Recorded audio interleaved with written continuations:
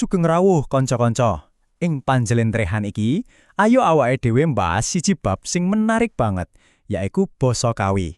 Basa sing ndadekake basa Jawa luwih endah lan sastrawi. Penasaran to? Ayo dibedah bareng-bareng.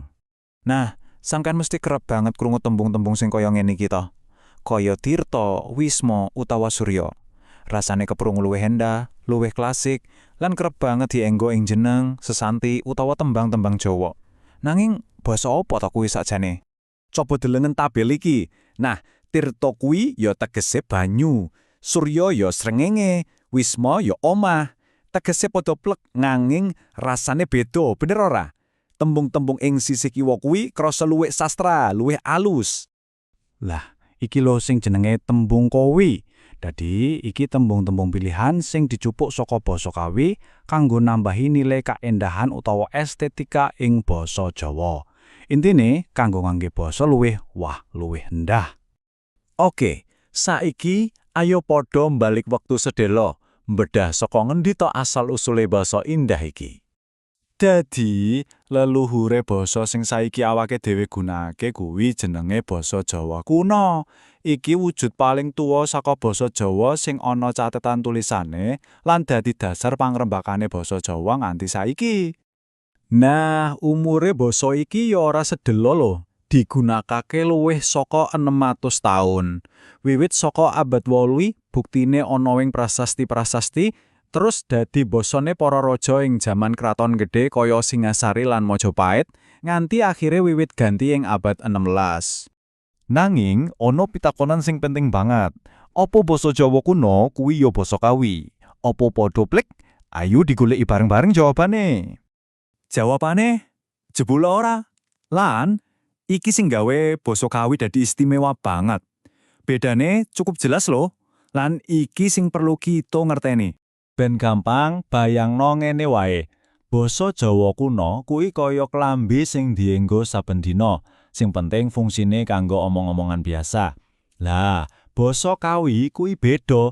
Iki kaya busana pengantin sing dirancang khusus, endah banget dienggo kanggo acara-acara sastra sing istimewa.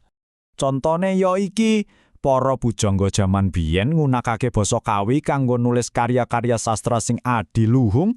Coba bayangno kakawin Ramayana utawa Mahabharata, ya basa iki sing gawe cerita-cerita kuwi krasa megah lan duwe nilai dhuwur nganti saiki.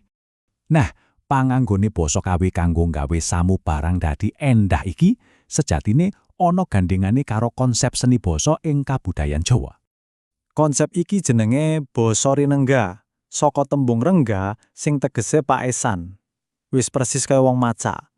Dadi basa rinengga kuwi seni dandane utawa macai basa, ben katon luwih apik, luwih alus lan mesti wae duwe daya pangareh bawa.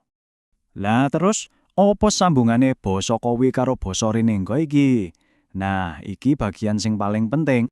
Iki intine. Yen basa rinengga kuwi diibaratke awak manungsa, mula tembung kawi kuwi jantunge.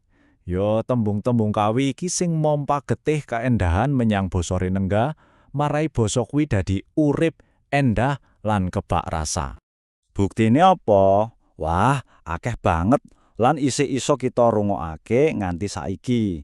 Coba gatekno ing pagelaran wayang, dialogi para dewa lan satriya mesti nganggo basa iki. Terus ing adicara mantenan, penyandra sing diucapake panatacara, lah kuwi basa rinengga. Lan mesti wae ing cekapan tembang-tembang klasik Jawa kuwi gudange basa rinengga. Nah, senajan wis ora dadi basa padinan, aja salah, warisane basa kawi jebule isih urip lho ing saupenge awake dhewe saben dina. Contone wae tembung-tembung iki. Samirana kanggo angin, arga kanggo gunung utawa tias kanggo ati. Iki kabeh tembung kawi sing saiki dadi bagian saka basa Jawa, gawe basa kita dadi luwih sugih lan sastrawi. Coba saiki dilengen jeneng-jeneng papan utawa program iki. Mesti ora asing to? Wiyata Mandala, Graha Husada, Adiwiyata, kabeh nggunakake tembung kawi. Apa tujuane? Yo, kanggo menehi kesan sing luwih luhur, luwih resmi, lan duwe makna sing luwih jero. Iki ana unen-unen sing pas banget. Dadi intine, senajan wis arang dienggo omong-omongan, basa kawi kuwi tetep warisan budaya sing penting banget sing kudune tetep kita uri-uri. Nah, minangka panutup aku duwe pitakonan kanggo direnungake bareng-bareng. Awake dhewe iki kan generasi muda to? Kepriye ya carane kita bisa njaga warisan basa sing adiluhung iki ben ora ilang kegerus jaman? Coba dipikirake. Matur nuwun.